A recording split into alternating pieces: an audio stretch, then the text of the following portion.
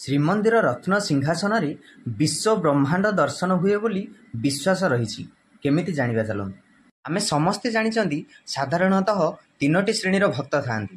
ଯେଉଁମାନେ ଶିବଙ୍କର ଭକ୍ତ ତାଙ୍କୁ କୁହାଯାଏ ଶୈବ, ଯେଉଁମାନେ ବିଷ୍ଣୁଙ୍କର ଭକ୍ତ ତାଙ୍କୁ କୁହାଯାଏ ବୈଷ୍ଣବ ଏବଂ ଯେଉଁମାନେ ଦେବୀ ଅର୍ଥାତ୍ ଶକ୍ତିଙ୍କର ଭକ୍ତ ସେମାନଙ୍କୁ କୁହାଯାଏ ଶାକ୍ତ।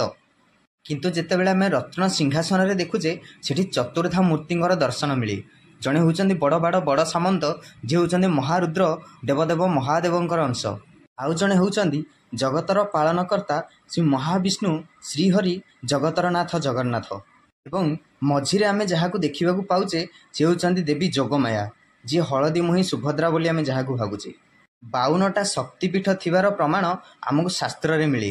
ସେ 52ଟା ଶକ୍ତିପୀଠର ସବୁ ଦେବୀଙ୍କର ସମାହାରରେ ଯେଉଁ ଦେବୀଙ୍କର ସୃଷ୍ଟି ସେ ହେଉଛନ୍ତି ଦେବୀ ସୁଭଦ୍ରା। ଏବଂ ଜଗନ୍ନାଥଙ୍କର ବାମ ପାର୍ଶ୍ୱରେ ଯିଏ ଖମ୍ବ ଆକୃତିରେ ଅଛନ୍ତି ସିଏ ହେଉଛନ୍ତି ଚକ୍ରରାଜ ସୁଦର୍ଶନ, ଯିଏ ସାକ୍ଷାତ ପ୍ରଭୁଙ୍କର ଆୟୁଧ ବୋଲି କୁହାଯାଏ। ସେଥିପାଇଁ ଭକ୍ତମାନେ ଯେତେବେଳେ ରତ୍ନ ସିଂହାସନରେ ମହାପ୍ରଭୁଙ୍କୁ ଦର୍ଶନ କରନ୍ତି, ବଡ଼ ସାମନ୍ତ ଯିଏ ହେଉଛନ୍ତି ମହାଦେବଙ୍କର ସ୍ୱରୂପ, ସିଏ ଶଙ୍କର୍ଷଣ ଭଗବାନ ଶିବ ଶମ୍ଭୁ। ଶିବ ଶ୍ରେଣୀଙ୍କର ଭକ୍ତମାନଙ୍କୁ ଶିବଙ୍କର ଦର୍ଶନ ମିଳେ। ଯେଉଁମାନେ ବୈଷ୍ଣବ ବିଷ୍ଣୁଙ୍କର ଭକ୍ତ ସେମାନେ ଶ୍ରୀହରି ଜଗନ୍ନାଥଙ୍କୁ ଦେଖିବାକୁ ପାଆନ୍ତି। ଏବଂ ଶାକ୍ତ ଶ୍ରେଣୀର ଭକ୍ତଗଣଙ୍କୁ ଦେବୀ ସୁଭଦ୍ରାଙ୍କର ଦର୍ଶନ ମିଳେ।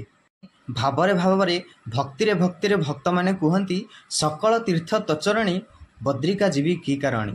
ଏକା ସାଥିରେ ରତ୍ନ ସିଂହାସନରେ ଚତୁର୍ଦ୍ଧା ମୂର୍ତ୍ତି ଅର୍ଥାତ୍ ବିଶ୍ୱ ବ୍ରହ୍ମାଣ୍ଡକୁ ଦର୍ଶନ କରନ୍ତି ଭକ୍ତ, ନିଜ ଜୀବନକୁ ଧନ୍ୟ କରନ୍ତି। ଯଦି ଭିଡ଼ିଓଟି ଭଲ ଲାଗିଲା ତାହେଲେ ଲାଇକ୍ କରନ୍ତୁ, ମୋ ଚ୍ୟାନେଲକୁ ଗୋଟେ ସବସ୍କ୍ରାଇବ୍ କରନ୍ତୁ, ବେଲ୍ ଆଇକନ୍ ଦବାନ୍ତୁ, କାରଣ ମୁଁ ଯେକୌଣସି ଭିଡ଼ିଓ ଛାଡ଼ିବି ଆପଣଙ୍କ ପାଖକୁ ପ୍ରଥମେ ନୋଟିଫିକେସନ୍ ଯାଉ।